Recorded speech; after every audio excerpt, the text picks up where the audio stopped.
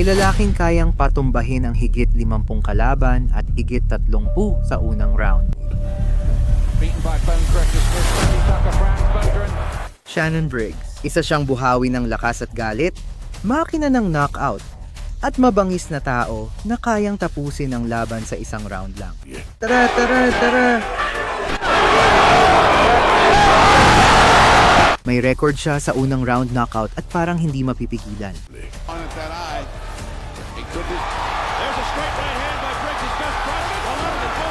Isang araw, may hinarap siyang hindi niya kayang sirain at nauwi ito sa mabagal na masaker sa harap ng kamera. Malalaman mo ngayon ang kwento ng pinaka-eksplosibong knockout artist sa modernong boxing at ang araw na winasak siya. Taas kaliwa, bagsak si Rohovich, dumaan sa lubid. Bago pa siya naging viral na sensasyon, bago pa ang mga sigawan, memes at mga katagang "Let's go champ", si Shannon Briggs ay isang nakaligtas. Ipinanganak siya sa Brooklyn, New York noong 1971. Lumaki siya sa pinakamadilim na bahagi ng lungsod, Brownsville, kung saan ang boxing ay higit pa sa esports. Pagtakas ba ito o hatol? Doon lumaki sina Tyson, Riddick Bowe, Zab Judah, at pati na rin si Shannon. Pero sa kaibahan sa kanila, mas malupit pa ang kanyang pagkabata. Sa 6 na taon, namatay ang ama niya sa kulungan. Sa 13, nakoma ang ina niya dahil sa tuberculosis. Nauwi siya sa lansangan. Nabuhay siya sa mga ampunan, nagutom, natutulog kung saan pwede at lumalaban para mabuhay.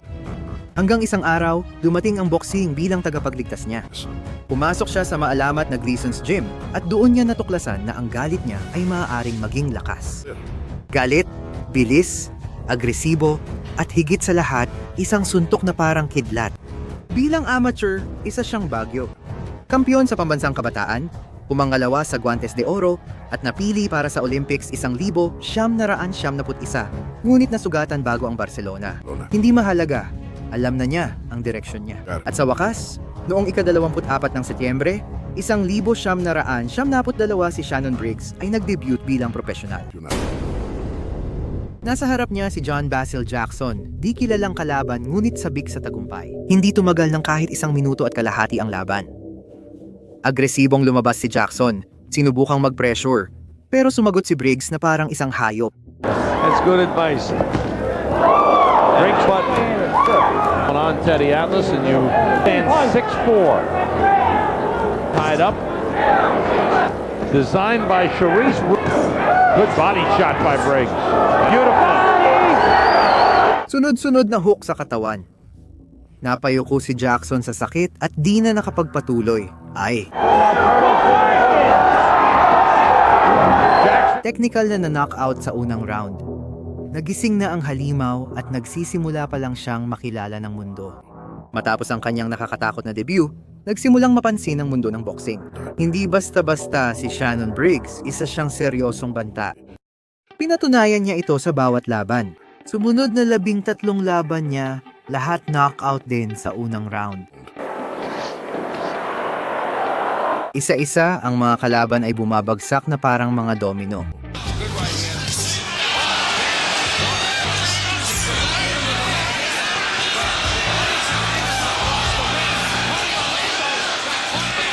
Si Briggs ay mabilis pumasok sa ring at tinatapos ang laban sa wala pang 3 minuto. Shannon Briggs comes down. He's showing that talent from him. He's got tremendous. This is wrong versus over. Nagsisimula ng mabuo ang kanyang record at ang alamat ng kanyang mabagsik na suntok ay kumakalat na sa buong New York. Dumating si Tim Noble, mas matibay, gutom at walang takot. Pagpasok ng unang round, ginamit na agad ni Briggs ang karaniwang estilo niya. The combination. Just done a challenge here. Moments, even in the last fight. Buong presyon at mabibigat na kamao. At kahit na mas tumagal si Noble kaysa sa mga nauna, hindi rin siya nagtagal bago bumagsak. Eksplosibong suntok ang nagpabagsak sa kanya sa unang round.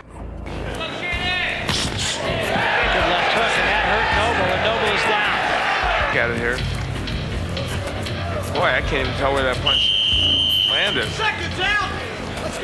Bumangon siya. Sinubukan ulit, pero sa ikalawang round, inipit siya ni Briggs sa lubid at pinakawala ng isang kaliwang hook sa atay, kasunod ng mabagsik na sunod-sunod na suntok. Offense to keep Briggs off. Hindi Gonna work. Hit too. It's not a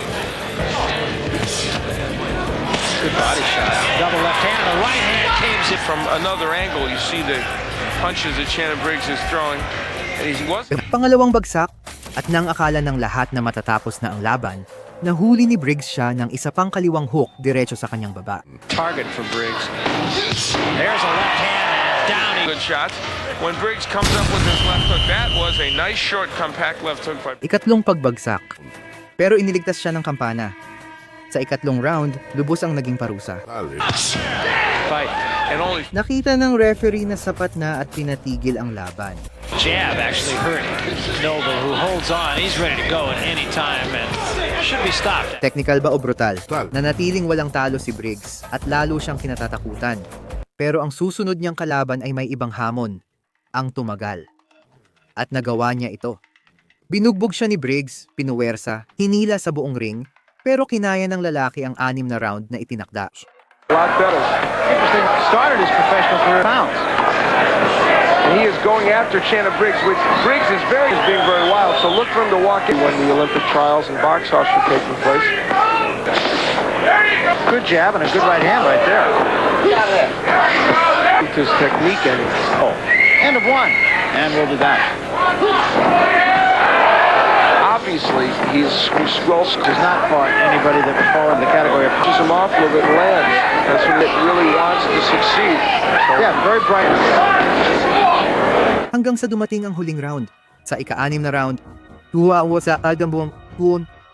Ibinuhos ni Briggs ang lahat at nang subukan ng kalaban niyang itaas ang depensa, boom! Isang kanang uppercut diretso sa panga. Ito ay regular jabs. If he would double up with the jab, And suddenly, bumagsak ang katawan na walang laban. Matinding knockout. Hindi kailangan ni Briggs ng desisyon.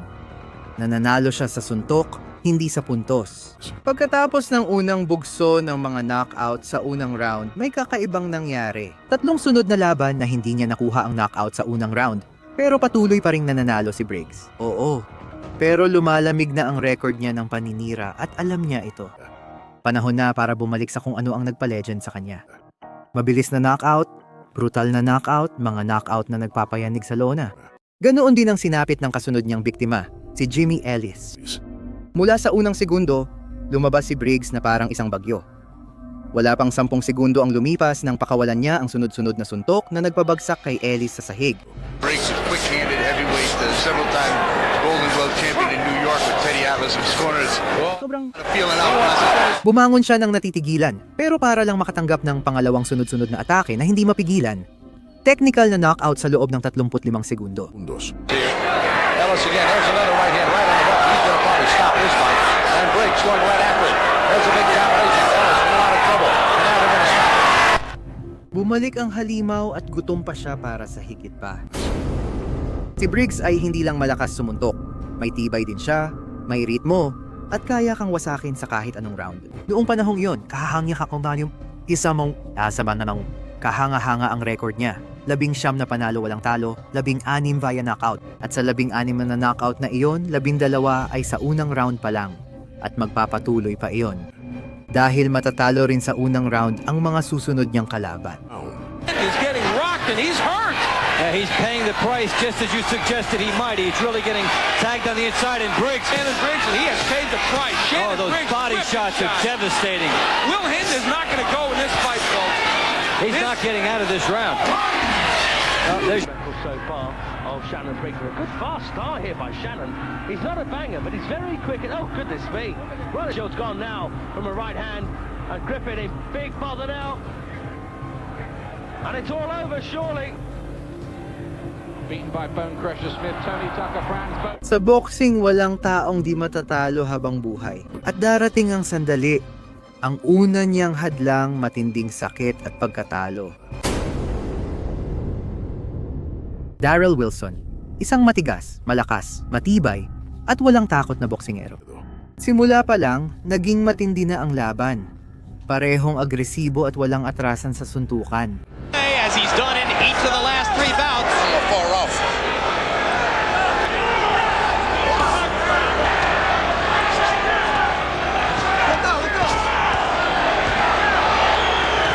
He's already shown you 2 things. He's Sa round 2, pinabilis ni Briggs ang laban at mas maraming suntok ang naipasok niya.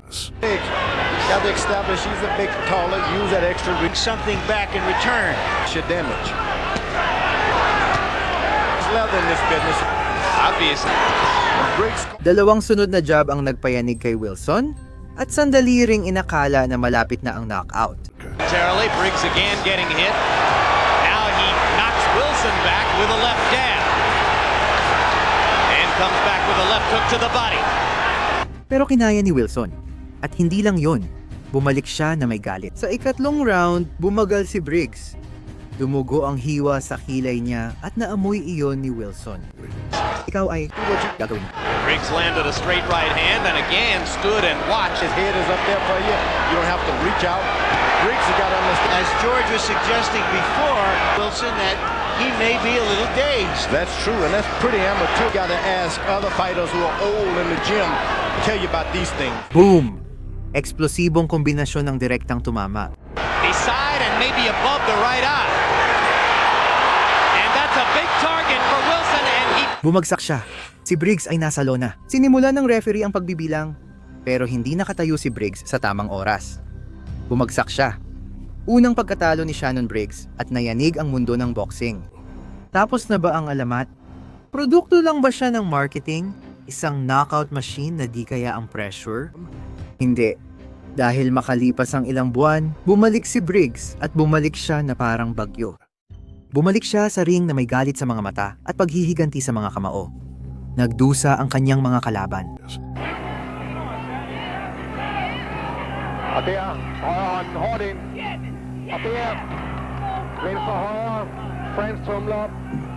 At yun ay isang muling nananakaut, muling umatungal, muling naging makina ng pagkawasak na kinatatakutan ng lahat. Ang sunod-sunod na pagkawasak ang nagtulak sa kanya sa pinakamahalagang laban ng buhay niya. Ito na ang sandali. Matapos niyang in-knockout lahat, unang beses bumagsak at bumalik na mas malakas. Si Shannon Briggs ay may misyon. Gumawa ng pangalan kasama ng mga dakila. At para magawa iyon, kailangan niyang harapin ang isang buhay na alamat. Si George Foreman ay hindi lang kampeon noong dekada 70, kundi sa edad 48 patuloy pa ring lumalaban at nananalo. Si Foreman ay parang pader, isang titan na nagwagi kina Michael Moorer, Axel Schultz at Lou Savarese. Wala pang nakatalo sa kanya. Frazier now from George Foreman, not Foreman again with the bottom with a good left. Now George, now George. It's target practice for George. Sa kabilang panig, si Briggs, 25 anyos, may rastas, masel, bilis at uhaw sa tagumpay. Digmaan ng henerasyon. Nobyembre 22, 1997. 197. Yumanig ang ring. Lumabas si Briggs gaya ng dati. Agresibo, mabilis, naghahanap ng pagkakataong makapuntos. Si Foreman, kalmado, matiisin, nagbablock, sumusukat. Tempting only 21 down and wrapping him with the harder shots. I think Akala niya, his last bout. Larry, among all the heavyweights you've ever mataas ang tensyon sa estratehikong laban na ito. Si Briggs ay tumatama ng magagandang suntok sunod-sunod. Pero si Foreman ay tumutugon ng matindi at eksakto. May karanasan. Veritable who's who of boxing. Young heavyweight Michael Grant with body punching. He knocked Lally down. You find some. All Foreman now. He's not in danger of that. Sa ilang mga sandali, napupunta kay Briggs ang laban. The heavyweights you've ever covered. trying to last the distance. Good idea. At sa iba namang pagkakataon, kabaligtaran naman ang nangyayari. Si Foreman naman ang nakakabitaw ng pinakamagagandang suntok. Choose his opponents this carefully. Foreman landing to the body and did so much energy in rounds 5 and 6. Yeah, but he can skip the punches. He's in. Parehong nagbigay ng magandang laban at pagkatunog ng huling kampana, Ang resulta ay majority decision. Para kay Shannon Briggs, tinalo niya ang isang alamat. Sumabog ang stadium, nayanig ang mundo, pero nahati rin ito. Marami ang nagsabi na ninakaw ang panalo, na mas eksakto si Foreman, na inagawan siya ng mga hurado dahil matanda na siya. Pero nakasulat na ang resulta. Nanalo si Briggs at siya na ngayon ang lineal na kampeon ng heavyweight. Sumikat ang pangalan niya. Hindi na lang siya knockout artist, bahagi na siya ng kasaysayan. Siya na ang tumalo sa matandang leon. Ikinumpara siya ng media kay Tyson, sinusundan ng mga kamera, pinagigiliwan ng mga promotor, at tinuturing na tagapagmana ng mga higante. Ngayon, haharap siya sa susunod na hamon para sa heavyweight title. Lennox Lewis, kampeon ng World Boxing Council, technical na halimaw at mapanganib. Namamayani sa dibisyon gamit ang kamaong bato at utak ng chess master. He's 1 stone and 3 pounds. And he's got Sa I thought about going babagsak, from it. Oh, si kampeon. Shoot is caught here in terrible trouble and it's stopped. Die Zuschauer was zu bieten, liegt ja auf Lewis und... Ika-28 ng Marso, 1998. 198. Hindi maiwasan ng labanan. Evitable. Sinimulan ni Briggs ang lahat. Early pace being set by both. Sure gold in the 88 game, being physical presence in the ring. He worked from the jab. very, very good for a big man. He's very... Briggs, a series of... Sa unang round, nabigla niya si Lewis ng isang malakas na kaliwa at sandaling inisip ng mundo na kayang patalsikin ni Briggs si Lewis sa trono. Luis. Oh, and he catches him off balance. And Briggs jumps all over him.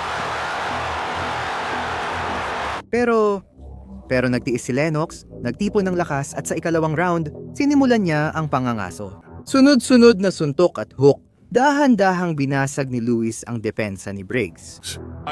Shannon Briggs. Perhaps one of the oddest Lennox with a very effective jab. Always had a great reach. He's aggressively going forward, giving everything he has to knock. He's hoping not more. Lennox is landing a little... Sa ikatlong round, nangingibabaw na si Lewis. Tumatama ng malalakas na suntok at nabawasan ang suntok ni Briggs. That left jab. Tries to hand several times in the past. As if Shannon Briggs is breathing a little too well as his physical condition. A lot of jabs upstairs. Nice uppercut there by Lennox Lewis. Sa ikaapat na round, naamoy na ni Lewis ang dugo at sisimulan na niya ang pangangaso. Pinayayanig si Briggs agad sa simula pa lang ng round. Lewis starts quick here in round 4. Left hand swept across. Nakahain na ang lahat para kay Lewis. Patuloy siyang umatake. Tumama ng malakas na kaliwang hook at kanang suntok na nagpabagsak kay Briggs sa lona. Staggered here in the opening 40 seconds of this 4th round. Another right. Bumangon si Briggs at taglay ang tapang ng mandirigma, tiniis ang mga atake ni Lewis hanggat kinaya. Briggs trying to steady him. Confidence right now. Another right hand behind that jab. Oh. Put forth so much in the opening. Trying to give him a false confidence, but yet a left hand. Sa huling 30 segundo, dumating ang ikalawang pagbagsak ni Briggs. All of a sudden, Lewis has his hands down. Another combination from Lewis. Wobbles Briggs enough. He falls forward and comes over with the right hand, putting Briggs... Muli siyang nakatayo na lampasan ng impyernong round na yon. Pero ang ikalimang round ang magiging mapagpasya. Tinamaan ni Lewis si Briggs ng kaliwa at malakas na kanan, kaya muling bumagsak si Briggs. Nice jab. Right. Oh, the right. Alam ni Lewis na panalo na siya, kaya umatake siyang parang mandaragit. Iniwan si Briggs na hindi makasagot sa sunod-sunod na suntok. He's got to be taking a good look. Briggs is taking a lot. Punches himself down to the canvas. Technical na knockout. Bumagsak si Briggs bilang isang mandirigma, balot ng pawis, dugo at respeto. Ngunit sa pagkakataong ito hindi siya tumakbo, nawala o umiyak. Bumalik si Briggs matapos ang 9 na buwan. Patuloy siyang nag-ipon ng panalo, nag-knockout at nanatiling karakter. Trying to keep a short crouch stance. Down. Ready to take the seat on the canvas. Tapanayam, palabas at kalsada, si Shannon Briggs ay tanyag, karismatiko, kahanga-hanga ang katawan at showman. Kahit walang sinturon, nanatili siyang delikado. Both the last August. Oh, and another Ang kanan na suntok, kapag tumunog ang kampana, kaya ka pa rin niyang patulugin agad sa ilang segundo. 2.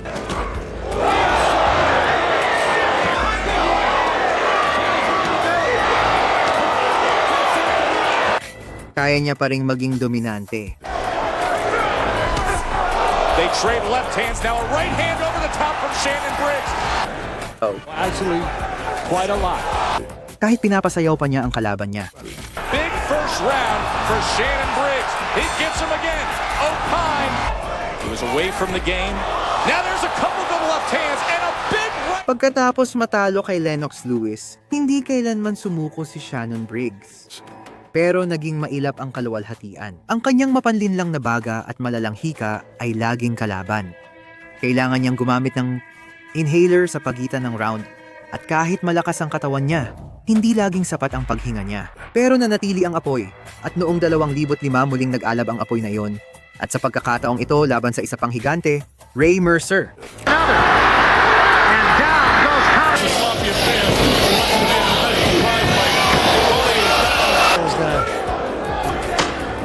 Jab just really making a mess of Steele's face, and Steele goes out of the ring. Isang digmaan ng lakas.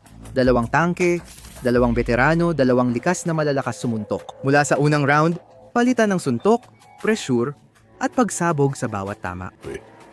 You really had the iron jaw in Ray Mercer against Andy Fight.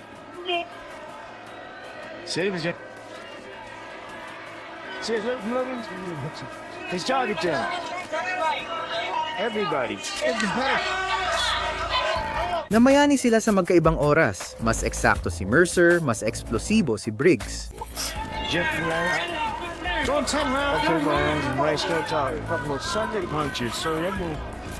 Hanggang sa ikapitong round, nahuli siya ni Briggs ng dalawang malalakas na right hook.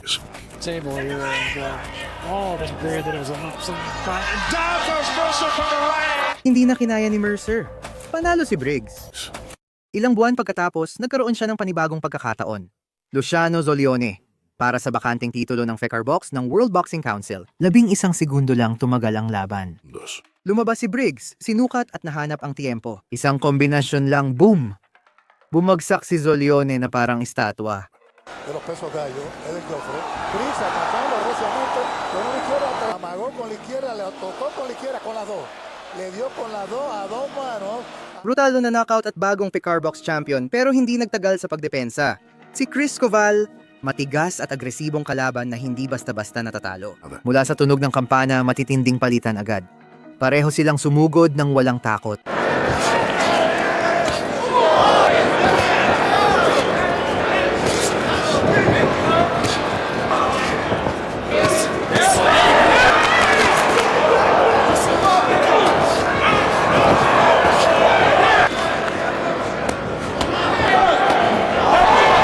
Pero sa ikatlong round, pinakawalan ni Briggs ang isang kaliwang hook diretso sa atay.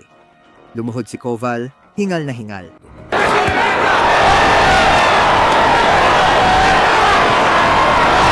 Tumayo siya, gusto pang lumaban, pero nakatutok na sa kanya si Briggs. Isang malakas na kombinasyon, matinding kanan sa dulo, at tuluyan siyang napabagsak.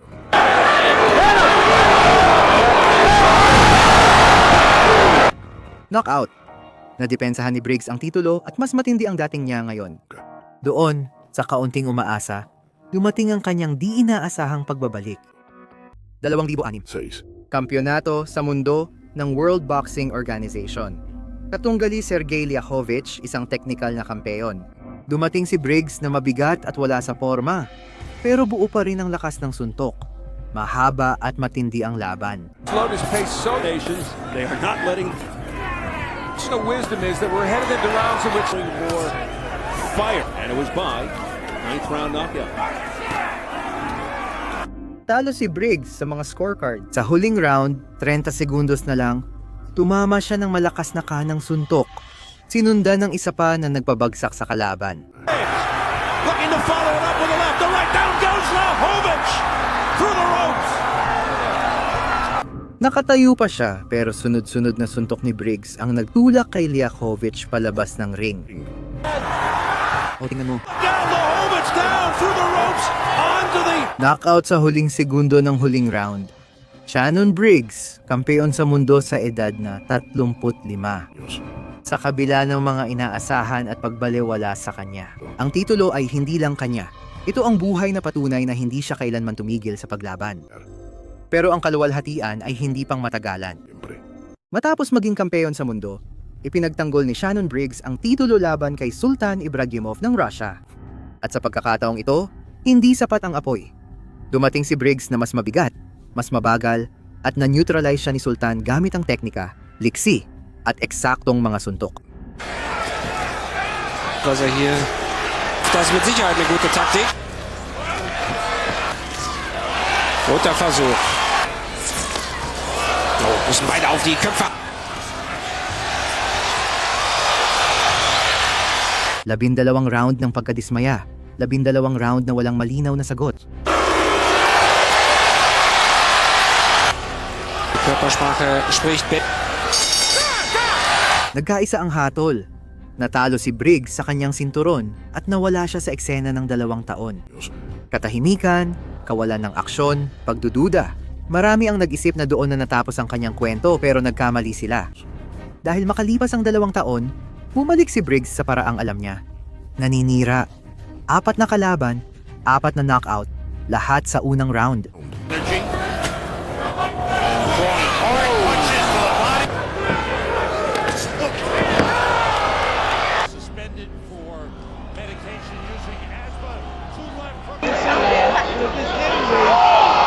Bumalik siya na mas malakas, mas maskulado, mas galit. At malinaw ang kanyang layunin. Vitali Klitschko, ang kampeon, ang higanteng Ukranyano, ang lalaking namamayani sa dibisyon gamit ang malamig na kamao at eksaktong galaw na parang si Ruhano. Hinamon siya ni Briggs at tinanggap ni Klitschko. Ang susunod na mangyayari. Isa ito sa mga pinakamalupit na gabi sa modernong boxing. 16 Oktubre 2010 at 10 Hamburg, Alemanya. Gabi ng hinarap ni Shannon Briggs, 38 anyos at parang superhero ang katawan, ang World Boxing Council champion na si Vitali Klitschko. Isang pader na 2 metro ang taas. Technical, matalino, delikado. Kaunti. Chance.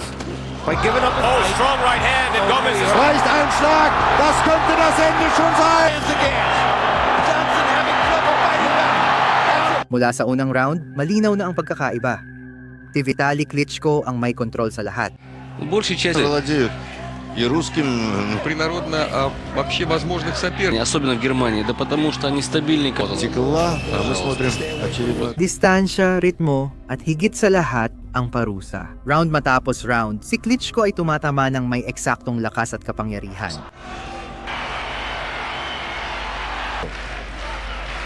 С первого тяжелого веса. Mga jab na parang martilyong diretso, parang piston, mga hook na yumanig sa bungo. Tinitiis ni Briggs pero hindi siya sumasagot. Parang nanonood ka ng matandang leon na nilalamon ng bagyo. Итак, заканчивается этот раунд. Вы по-прежнему продолжают очень. Все наши так называют. Hindi siya bumagsak o sumuko pero nagbayad siya ng halaga. 12 pahirap na round at mahigit 300 suntok mula kay Klitschko. Nanalo siya via unanimous decision. Nakatayo pa rin si Briggs sa dulo, pero wasak. May bali sa pisngi, bali sa braso, nasugatang mga tadyang, at agad na dinala sa ospital. Isang bugbog na masakit pa rin panoorin hanggang ngayon. Marami ang tumawag sa kanya na matapang. Ang iba naman ay nagsabing hindi na kailangan yon. Pero iisa ang nakita ng lahat. Isang lalaking wasak, pisikal, at emosyonal. Pagkatapos ng gabing iyon, nawala si Briggs sa boxing. Walang sinturon, kalusugan, o promotor. Talo siya, pero buhay pa. Walang nakaalam o nakahula sa susunod na mangyayari. Matapos bugbugin ni Klitschko, nawala si Shannon Briggs sa professional na ring. Ngunit hindi sa mundo. Lumipas ang halos 4 na taon ng katahimikan. Walang laban, walang kontrata, walang sinturon. Akala ng mundo tapos na si Briggs hanggang sa bumalik siya noong 2014. Pero hindi gaya ng inaasahan nila. Well, lumitaw siya sa social media na mas malaki pa ang katawan, sumisigaw ng isang linya. Let's go, champ. Palagi niyang isinisigaw sa interview at kalsada.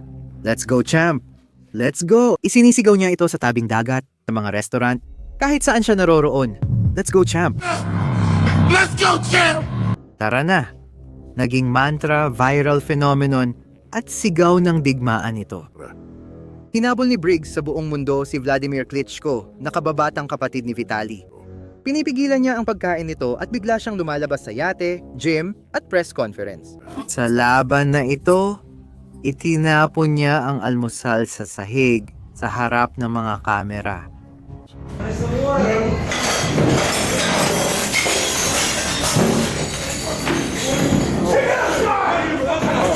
Nakakatawa, nakakaaliw. Si Shannon Briggs ito sa pinakamabangis niyang anyo, pero ito rin ay pusong totoo. Isang lalaking bugbog, tinanggihan, nakalimutan, sumisigaw sa mundo na buhay pa siya.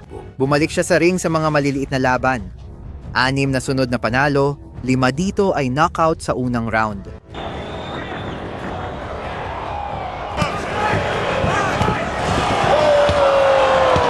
Pisikal, kahanga-hangang katawan, panga at suntok na parang bakal at nuklear. A lot of punches, Shannon. Sa unang bahagi ng laban, nagsimulang humiling ang mga tao ng huling pagkakataon. Gusto nilang makita siyang lumaban muli para sa isang titulo, pero hindi na iyon dumating. Lumilipas ang mga taon, tumatakas ang mga kalaban, at unti-unting namamatay ang pangarap ng huling dakilang gabi. Pero si Shannon Briggs ay hindi na nangangailangan ng mga sinturon. Naging higit pa siya. Isang simbolo, isang buhay na alamat. Isang mandirigma na, sa kabila ng hika, mga pagkatalo, mga meme at mga suntok ay hindi kailanman tumigil sa pagtayo muli. Ang Let's Go Champ ay naging sigaw ng lahat ng mga bumagsak. At meron pa rin silang lakas para ipagpatuloy ang laban. Pagkatapos ng viral na pagbabalik at 6 na mabilisang knockout, humiling si Briggs ng huling titulo pero hindi ito ibinigay sa kanya. Noong 2017 bago ang laban niya para sa sinturon ng World Boxing Association, bumagsak siya sa drug test at nasuspinde. Katahimikan. Walang opisyal na anunsyo, umalis si Huracan ng Brownsville sa ring kung paano siya dumating. Hindi humingi ng permiso. Ngayon, kilala siya sa kanyang record na 37 knockout sa unang round. Dating world champion boksingerong may hika sa gitna ng higante, walang hanggang sigaw. Tara na, kampeon! Hindi siya pinaka-technical o disiplinado, pero sobrang bilis ng suntok niya. Pagpasok ni Briggs sa ring, segundo lang ang binibilang ng mundo, hindi rounds.